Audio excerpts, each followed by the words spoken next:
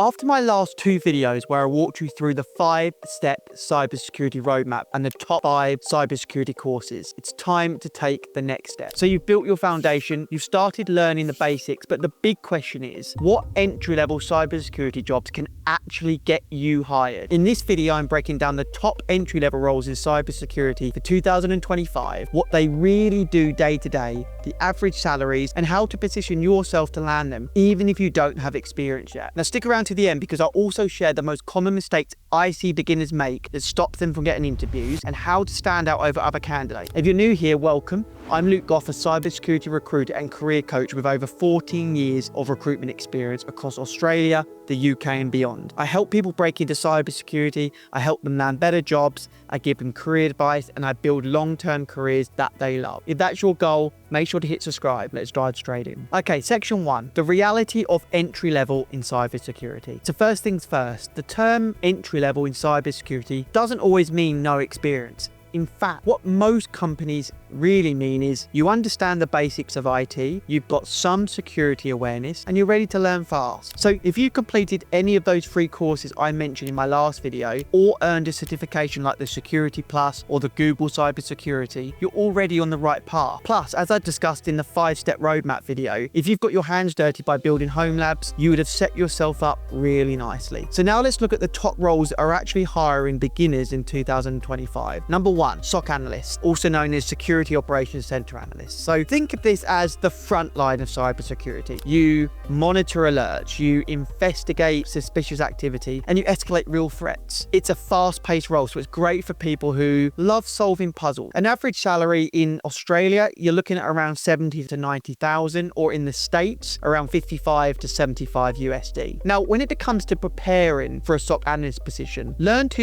use tools like Splunk or Microsoft Sentinel and Wireshark for network analysis. I recommend practicing reading real logs on TryHackMe or Blue Team Labs. You want to make sure you understand the incident response lifecycle and basic networking concepts such as TCP firewalls and VPNs. Look, you can even build a simple home lab using free scene like Security Onion to get hands-on experience. Okay, number 2, Cybersecurity Analyst or Information Security Analyst. I would call these roles as generalists, so you'll work on protecting systems, managing vulnerabilities, and supporting risk assessments. It's actually ideal if you like variety and you want to explore different areas of cybersecurity before specializing in one particular space. In fact, if you're still unsure what route you want to go down, this is a great place to start your cyber career. You look at an average salary of around 80 to 110,000 Aussie dollars, which is about 55 to 75 USD. Now, when preparing for this, you want to make sure you focus on understanding vulnerability management tools like Tenable Nessus or Qualys. So get comfortable with threat intelligence and incident reporting. Now, for certifications, I recommend CompTIA Security Plus or the CYSA Plus or even the Google Cybersecurity Certificate.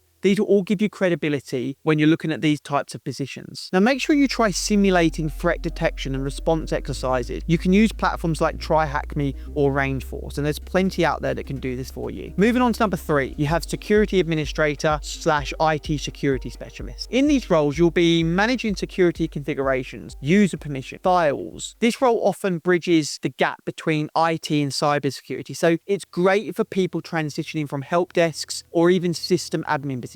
Average salaries we see around 85 to 100k in Aussie dollars and around 65 to 90k in USD. Now, how to prepare for this? Well, you want to make sure you build a solid foundation in Windows Server, Active Directory, and network security basics. Make sure you learn how to configure firewalls and implement group policies. You want to get hands-on with endpoint protection tools. And look, I suggest exploring Microsoft Defender or Sentinel-1, or there's CrowdStrike Falcon demos. There's plenty out there, once again, that can help you look into this space. If you can show that you understand how to secure systems end to end, you will stand out. Okay, so that brings us on to number 4, Junior Pen Tester. So this is for those who want to be on the offensive side, so testing systems for weaknesses before real hackers do. So junior roles are rare, but they are growing, especially in consultant firms and startups. That's something I'm seeing. You're looking at average salary of around 80 to 100 Aussie dollar or 70 to 95 USD. Now, to prepare for this, I would suggest start with beginner-friendly platforms like TryHackMe, HackTheBox, or Over the Wire. These are really fantastic when you're starting out. Try to learn core tools like Nmap, Burpsite, Metasploit, Kali Linux. Now, once you're confident, try earning the EJPT certificate. And once you have the Security Plus and this under your belt, you could potentially look at doing the CompTIA Pentest Plus and eventually the OSCP certification, which is slightly more advanced but a very credible certification. Make sure you create a GitHub portfolio. This is to showcase your lab reports, your exploits, your notes from practice labs. Trust me when I say this, recruiters love seeing proof of applied learning. It's really important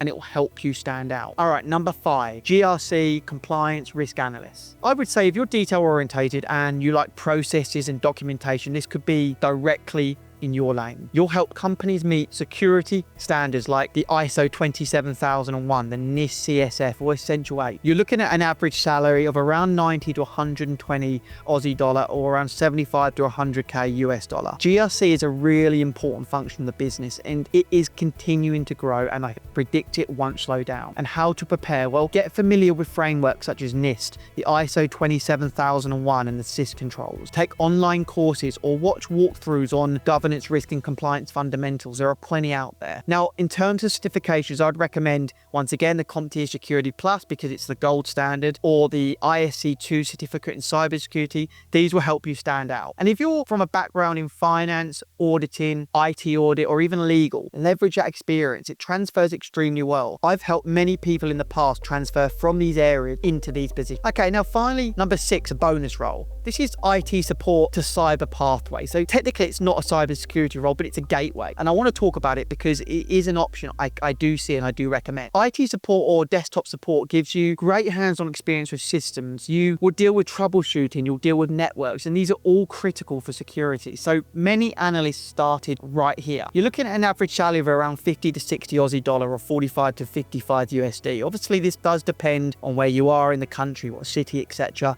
But these are average salaries. You may ask how to prepare. Well, if you're currently in IT support, start focusing on security-related tickets and incident escalation. This will set you up nicely. Volunteer to work on patch management or user access reviews. Then you can take an entry-level cyber cert like the Security Plus or the Google Cybersecurity Certificate. This way, you'll not only have the theory, you'll have the hands-on experience actually working in the organization. This path helps you build practical experience before moving into a full cybersecurity role. It really can be a great pathway. Okay, so now we've talked about the jobs. I want to move on to section 3. Now, these are common mistakes I see beginners make. As a recruiter, I see these all the time, so I'm here to tell you how to avoid them. And one of the biggest mistakes I see as a recruiter is that people, they all learn all the technical skills straight away, but they never build their personal brand or network in the community enough. You hear me go on about this in my videos so much, but trust me when I say this, it makes such a difference. Cybersecurity is a competitive market. The people getting interviews aren't always the most technical. In fact, they're often the ones who connect, post online, contribute in forums, and make themselves visible. Start posting today. Start posting about what you're learning on LinkedIn. Join Discord, X, or Reddit cyber groups. Share your progress. You'll be surprised how fast recruiters like me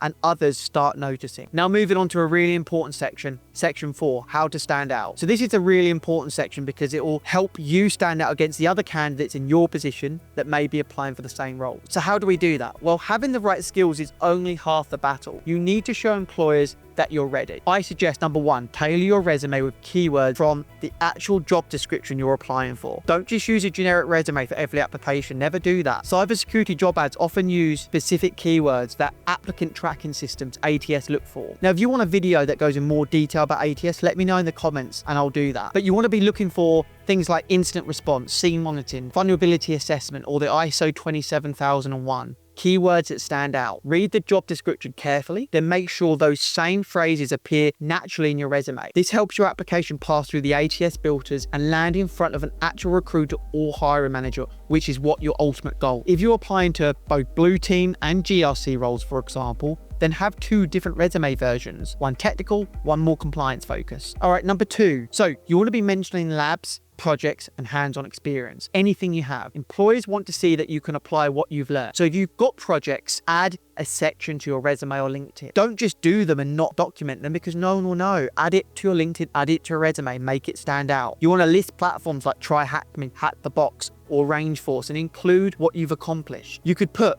completed SOC Level 1 pathway on TryHackMe, or maybe performed pen testings on virtual labs using NNAP and Burp Suite. Even self-guided learning counts. It shows initiative, it shows curiosity, and it shows consistency. Now, if you're more GRC focused, mention simulated audits or complex work you've done. For example, maybe you could put, you helped a small business align with Essential 8, or you conducted a mock ISO 27001 review. All of this needs to be put down. Okay, number 3, I suggest build a simple portfolio or personal website. This is one of the most underrated ways to stand out, and I can tell you, most candidates don't do this. So if you're watching this is a tip for you. Create a GitHub, a Notion page, or a simple website using platforms like Wix, or there are plenty others out there. Showcase your lab write-up, showcase your certifications, your projects you've done, any learning progress, any hands-on experience. You could even have a one-page site titled My Cybersecurity Journey. This can help you stand out in a sea of generic resumes. Recruiters and hiring managers love candidates who show real initiative. It makes a conversation during interviews much easier because they can see what you've been doing